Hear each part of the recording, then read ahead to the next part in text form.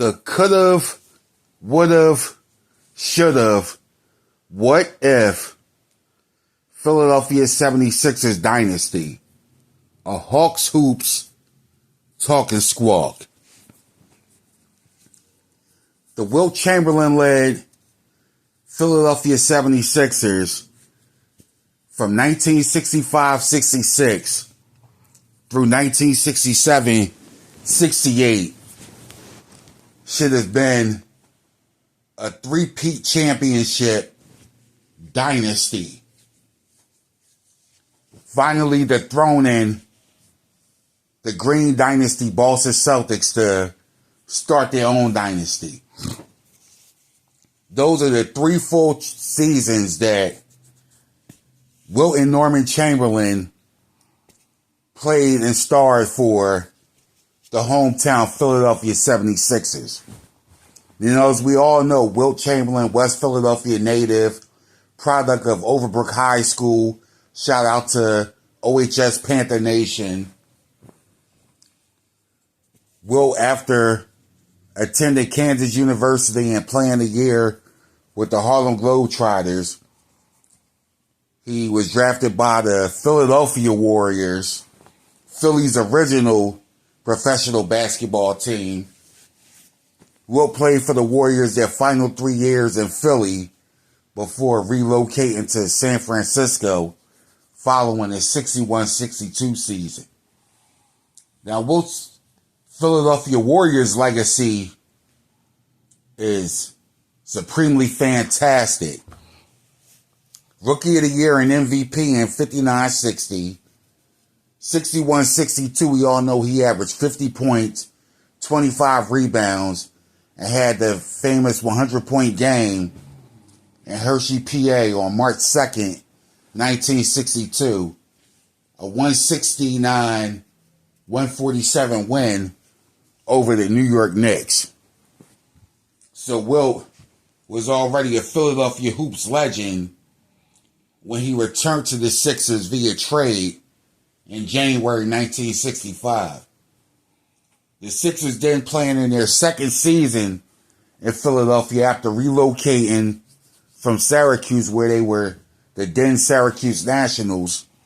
Now in their second season in Philadelphia, Wilt Chamberlain returns to Philly, and now the Dynasty Celtics have a real team to contend with them in the Eastern Division. So we all know that series goes 7 games. Philly, Boston in the division finals. That game 7 where the Celtics hold a 1-point lead, where Havlicek intercepts Hal Greer's inbound pass to Chet Walker, tips it to Sam Jones, who runs out the clock. The Celtics did proceed to go on to win their 7th straight championship, 8th overall. And that should have ended the dynasty right there. 1965-66, Wilt's first full season in Philadelphia. The Sixers finished 55-25, which was then the franchise record. Wilt joined a team that already had all-stars in Hal Greer and Chet Walker. Luke Jackson was a rookie in 64-65, but would go on to make his lone all-star appearance in his first season in the NBA. In the offseason of 1965, the Sixers select Billy Cunningham out of North Carolina, the Brooklyn kid, and he also trade longtime franchise player Johnny Red Kerr to the Baltimore Bullets for fellow Philly native and another Overbrook High School legend, Wally Jones, better known as Wally Wonder.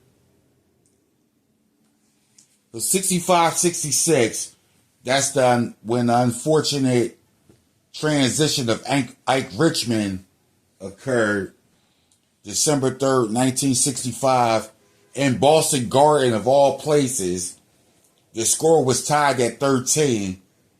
Ike, the enthusiastic owner who whose idea it was to purchase the Syracuse Nationals and teamed up with Irv Kosloff to purchase the franchise from Danny Biasone in the spring of 1963, relocated the franchise to Philadelphia and were renamed the 76ers, still keeping the same patriotic theme and the color schemes.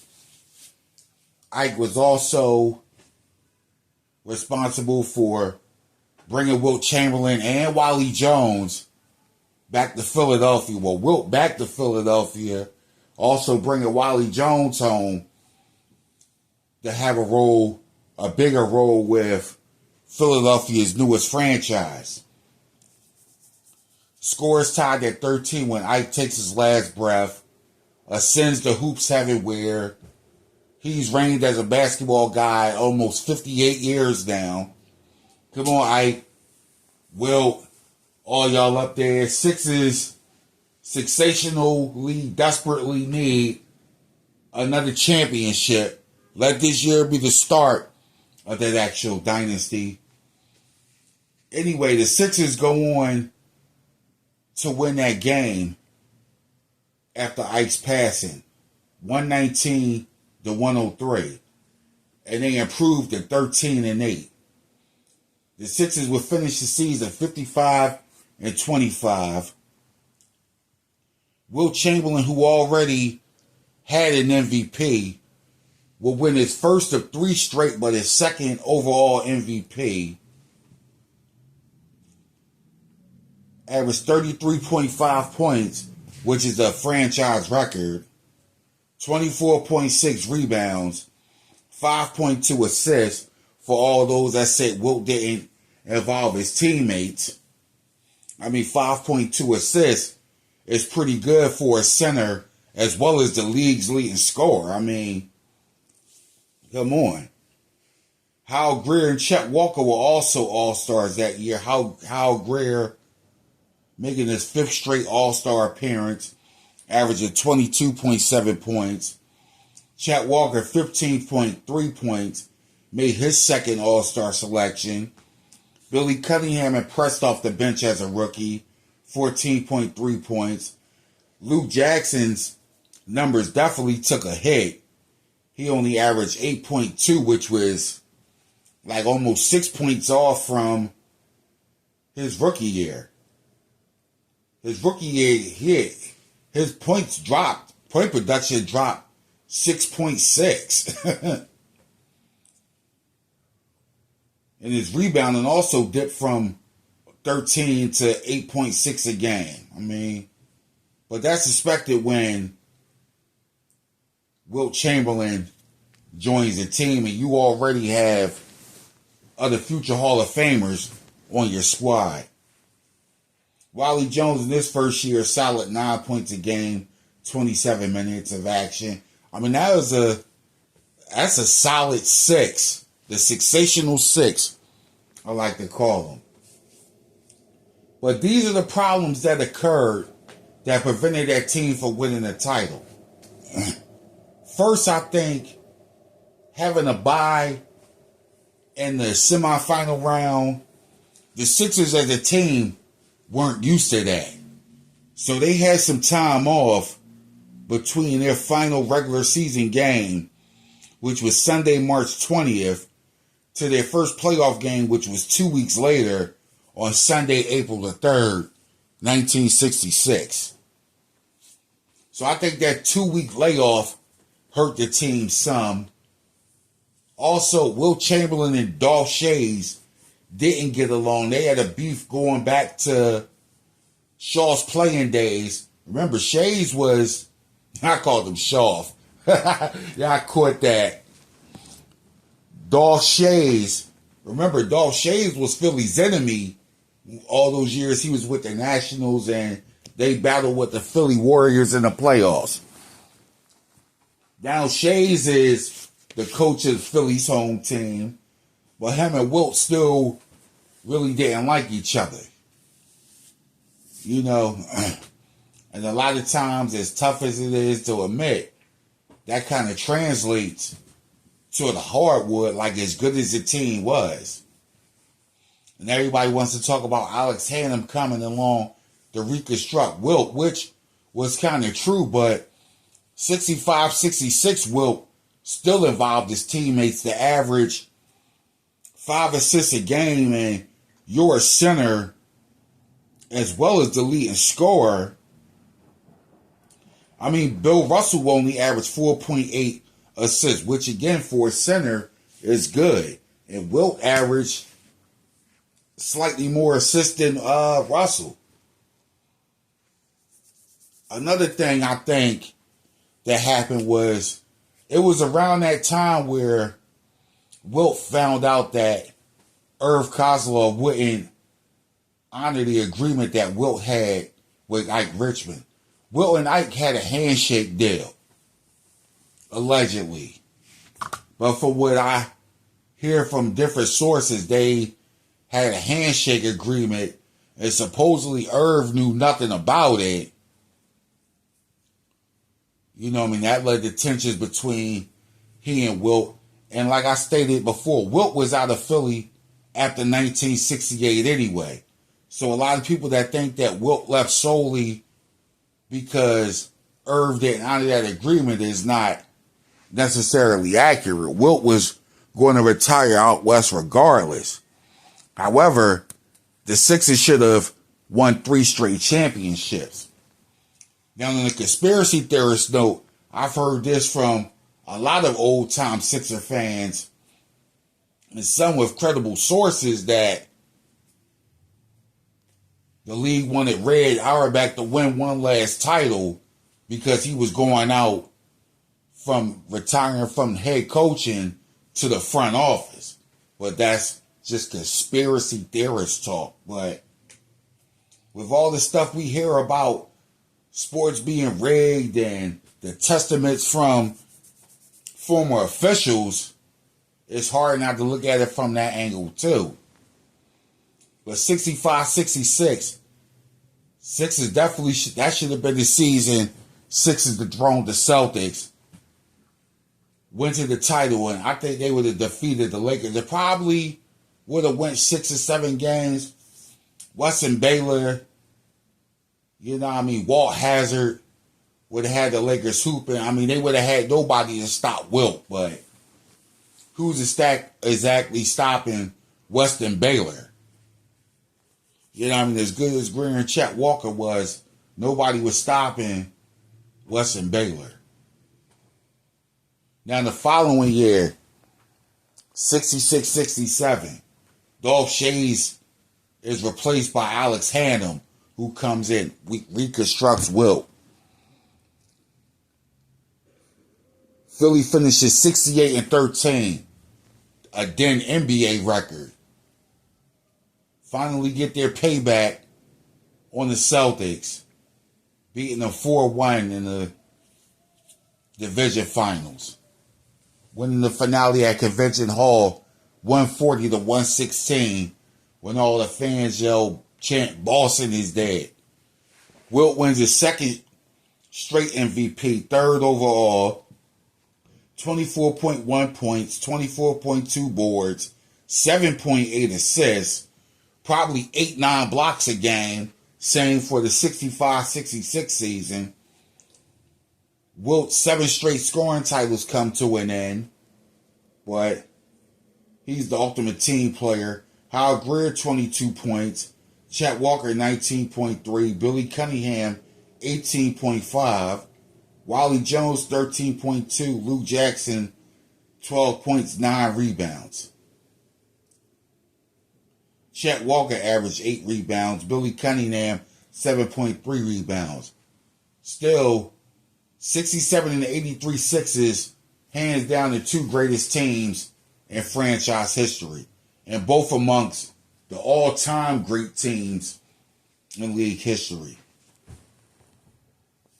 After beating the Celtics in 5, they should have swept the Warriors, but they beat them in 6, winning the finale at Cal Palace, 125-122. Wilt posted 24 points, 23 rebounds in the finale, which is ironic because 16 years later, Moses Malone posts 24 points, 23 rebounds in the Sixers' second championship clincher against the Lakers. So the 67 title should have been Philly's second in a row. Now, 1967-68, another great Sixer team. This is probably one of the greatest Sixer teams to never win the title. 62-20, Wilt Chamberlain, third straight MVP, fourth overall, also a third straight rebounding crown, leading the league 23.8, a career high 8.6 assists, 24.3 points. Hal Greer, 24.1 points. For Hal Greer, that was a career high. Chet Walker, 17.9. He dropped the fourth in scoring. Billy Cunningham averaged just under 19 points, 7.6 boards. Luke Jackson just under 12 points and 10.6 rebounds. Chet Walker, 7.4 boards. Wally Jones just under 13 points a game. That should have been the three-peat. But again, a few mishaps along the way. Most notably, Billy Cunningham's wrist injury suffered in Game 3. Was it Game 3? I know it was against the Knicks in the division semifinals. Because at this time, they expanded the playoffs, so the division winners still played in the semifinal series. Yeah, it was in Game 3, which Philly won at the Palestra, 138-132. That's when Billy Cunningham collided with then Knicks rookie Phil Jackson. So before Phil led his 90 and 91 Chicago Bulls to 4-1 series victories over the Sixers, and the 2001 Lakers 4-1 series domination over the Sixers, he was the scrawny rookie who collided with Billy Cunningham in Game 3 that caused Billy C to miss the rest of the playoffs with a broken wrist. Billy C has 6 points, 12 rebounds, and 5 assists. No, I'm sorry. I'm looking at the wrong thing. And it's funny because Billy C fouled out of that game. After the collision, Billy C still played and fouled out not too much longer after that. Billy C, 24 points, 12 rebounds, and 5 assists. Billy C would have been the sixth man of the year, hands down, if that award existed back then. 24, 12, and 5 off the bench and 32 minutes. Again, ironic. 32 minutes for Philly's number 32. Get to the division finals against Boston. Remember, this was after MLK or whatever, and all the riots all across America. Some of the players didn't want to play in Game 1. And, you know what I mean, at the last minute, they decided to play, hoping like that would bring a peace to the situation, whatever. Boston wins Game 1 at the brand new Spectrum. This was the Sixers' first season in the Spectrum. Boston takes that first game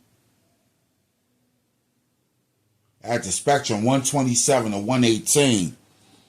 But Philly rebounds, winning the next 3 games, 115-106, 122-114, then 110-105. Even without Billy Cunningham, the Sixers should have won this damn series. Game 5 was their best chance to close it out, but instead Boston survives 122-104. Chet Walker shot a horrific 3 for 14 from the floor. Hal Greer 6 for 20 for 30%. Chet Walker 21%. Lou Jackson, 2 for 10, 200%. Wally Jones, 3 for 10 for 30%. Wilt shot 52%, 11 for 21 from the field, 28 points, 30 rebounds, 7 assists. Game 6 back in Boston. Celtics survive again, 114 to 106. Well, Wilt shot poorly in this game, 6 for 21 for 28%. Even though he finished with 20 points, 27 boards, 8 dimes. Hal Greer led the way with 40 points, 15 for 24 for 62%. Lou Jackson was solid. Matt Guokas stepped up with 14 points, 6 for 13 shooting. Chet Walker again shot like shit, 5 for 16, 31%. Still managed 16 points. Now a game 7. And this is the game, okay. I can understand the series going 7 without Billy Cunningham. With Billy Cunningham in there, that series is over in 5, no doubt. And Philly goes on to win the title. But even with him not in the lineup, game 7, Boston wins 100-96. Wilt Chamberlain, 4 for 9, refused to shoot in the second half for reasons unknown. 14 points, 34 rebounds, 5 assists. Hal Greer shot like shit, 8 for 25, 32%. Still finished with 22 points, 11 boards. Chet Walker again shot like doo-doo, 8 for 22, 36%, 19 points. Wally Jones, a horrific 8 for 22, 36%, 18 points. Lou Jackson, 7 for 17. 41% isn't terrible, but for a big man, it's not necessarily great either. 15 points, 8 rebounds. That's an epic choke right there. You know what I mean? And I know Sixer homers will find any excuse. Yeah, you can use a conspiracy theorist angle. You know what I mean? The Sixers choke, like that's horrific shooting. You know what I mean? That's horrific shooting. You know what I mean? You could say it was great defense on Boston's end, but that was a terrible shooting. And to lose 2 potential closeout games at the brand new Spectrum, and that was the end of the Wilt Chamberlain era. He would be traded to the Los Angeles Lakers just less than 3 months later. Alex Hanna would join the Oakland Oaks to the ABA and coach them. GM Jack Ramsey would step in as the coach of the team and would still maintain his GM duties. It just was a horrific way. That should have been a definite three-peat. You know what I mean? You see the shirt. I say it all the time. This is a coulda, woulda, shoulda three-peat dynasty. Of course, Celtic fans don't want to hear that. Be like, get over it. The Celtics was dominant. They won, the Sixers lost. Win. Like, people run with the conspiracy theorist angle all day. You could nitpick any championship won in NBA history and see that one team had an advantage while another team had a disadvantage. It is what it is. But there's no doubt in my mind that if Billy Cunningham had been in the lineup, the Sixers would have at least repeated. I mean, it should have been a three-peat. I mean, just Hawks vision that. The 65-66 team wins under longtime franchise great Dolph Schayes. Dolph still winds up stepping down. Alex Hannum, a.k.a. Sarge, still comes in and coaches the team to 2 more titles. And for Wilt Chamberlain, Wilt is one of 3 players to win 3 consecutive MVPs. Bill Russell in 61, 62, and 63.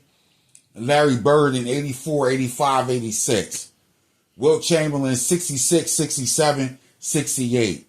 Along with those 3 MVPs, he won 3 rebounding titles, a scoring title in 66, and an assist title in 68.